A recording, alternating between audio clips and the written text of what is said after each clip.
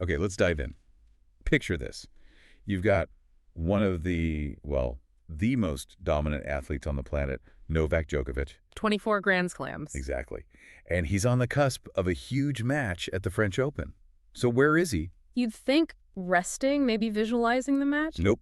He's out navigating the completely insane traffic circles of Paris at night on a bicycle. It's so counter to that image, isn't it? The hyper-focused athlete in their pre-match bubble. Right. It immediately makes you go, wait, what? What's going on there? Yeah.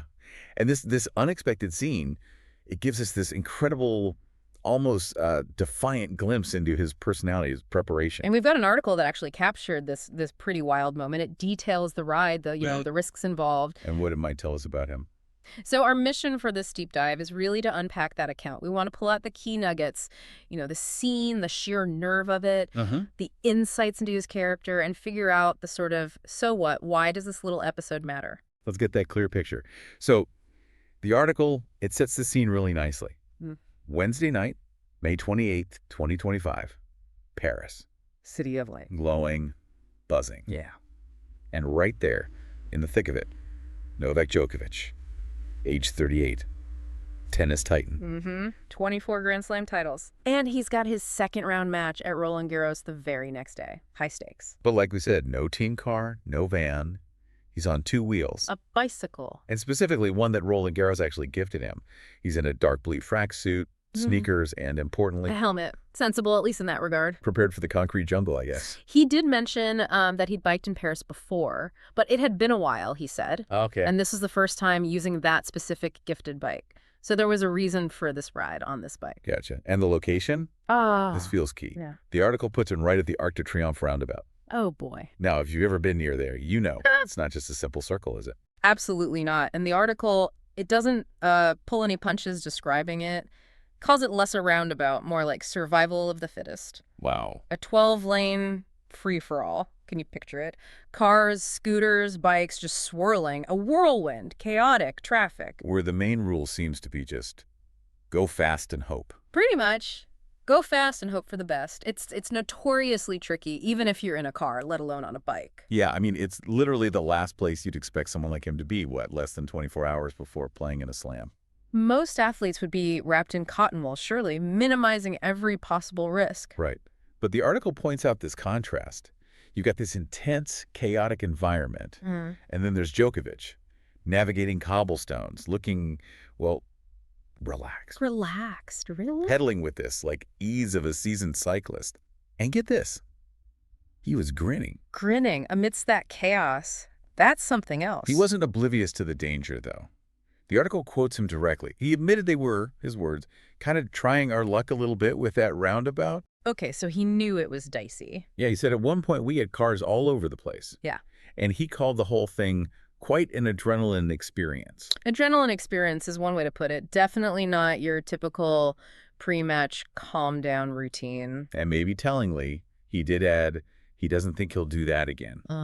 Especially, quote, in that environment where we were filmed. So it sounds like even for him, it was maybe pushing it a bit. Well, yeah. What's fascinating, too, is the source really emphasizes this wasn't just about, fitness or training. Right.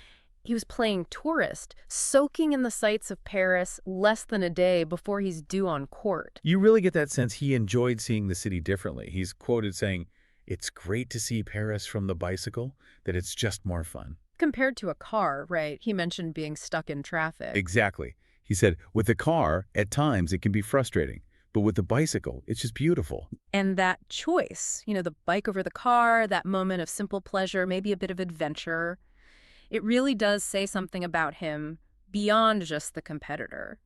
It suggests that even under all that immense pressure, he finds ways to connect with, just life, simple joys. It feels very unconventional.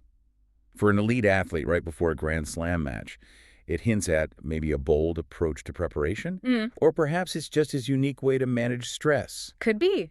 Embrace something totally different. Engage with the real world instead of locking down. And this is all happening, remember, during a French Open that already felt kind of significant. Right, with a Nadal farewell just days before. That ceremony with Djokovic, Federer, Murray, all there. Yeah, and Richard Gasquet playing his last match, too. It really had that feeling of, an era shifting in tennis. Definitely. And for Djokovic, Roland Garros itself is such a charged place. He's won it 3 times, sure. But it's also the site of some epic battles, especially against Rafa. So the setting itself adds another layer. Now, this little adventure, this moment of him being, well, almost normal, it didn't stay private. No, a short clip surfaced pretty quickly on social media, right? Him grinning on the bike. Exactly. And that led to another great little detail from the source. A fan spotted him. In the middle of all that chaos. Apparently, and shouted out, "I love you." And Djokovic. Mid-ride, shouts back, "I love you too." That's brilliant. Just brilliant. The article notes how that interaction just made him seem so, I don't know, approachable, relatable. Yeah, it's that moment where the superstar kind of bridges the gap, right? Between the intense world of the court and just being a person, getting a bit of love from a fan, appreciating it. Okay, so memorable, maybe slightly crazy bike ride Wednesday night. Check. Adrenaline rush achieved. Then the very next day, Thursday, May 29th, he's on court Philippe Chatrier, match time against Corentin Moutet. The Frenchman, home crowd. And during that match, the article mentions a medical timeout. Uh-oh. Yeah, not ideal. He had a physical issue crop up. What was it? A blister on his left big toe, which sounds minor, but can be really painful and distracting when you're playing. Oof, yeah, definitely. And despite that, he won, got through it, advanced to the 3rd round. The score was 6-3, 6-2, 7-6. So that third set got tight, went to a tiebreak. It wasn't just a cruise. No, definitely not. And that win meant he reached the 3rd round at Roland Garros for a record 20th time. Incredible consistency. Wow. So the source just lays out the sequence. The bike ride happens Wednesday.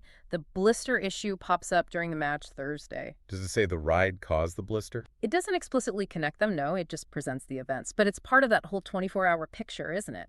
Facing different kinds of challenges, one self-inflicted and adventurous, the other physical, and still pushing through to get the win, shows resilience. Okay, so let's try and connect these dots then. This bike ride, it's more than just a funny story, right? Seems like it. What does doing something like that, moments before a huge match, in a place as genuinely chaotic as the Arc de Triomphe roundabout, what does that really tell us about someone like Novak Djokovic? Well, I think it gives us a window into maybe the complexity of these top athletes. We expect this rigid control, this bubble. Right. And here he is actively seeking out something most people, let alone an athlete in his position, would probably avoid like the plague. Yeah. It suggests a different kind of mental game, maybe. Maybe it's about staying loose, finding joy outside the pressure cooker, or maybe even using one kind of adrenaline to manage another. That's an interesting thought. It definitely pushes back against that idea of the athlete as just a machine, you know? Totally. It shows the human side. Someone who can absolutely dominate on court, but also wants to, I don't know, see Paris from a bike, connect with a fan, Yeah. and apparently embrace a little bit of controlled chaos right before needing peak performance. And you could almost see that ride, couldn't you? Yeah. Through that insane Paris traffic. Maybe as a bit of a metaphor for his whole career. Well, it's been bold, right? Often unconventional. A bit risky at times, definitely faced a lot of obstacles, a lot of traffic, you might say. But ultimately, he keeps navigating through it all, doesn't he? Reaching his destination. That's a great way to put it. It really highlights that blend in him, the fierce determination, the grit, but also this almost fearless willingness to live life, enjoy moments outside the lines. That simple act, riding a gifted bike through the city of light, even into that roundabout, it feels surprisingly telling. It shows that balance looks different for everyone, even, or maybe especially, in these super high-pressure jobs. For him, in that moment, balance wasn't quiet meditation. No, it was a bold, joyful, maybe slightly mad pedal through the city. Which kind of brings us around to you, listening.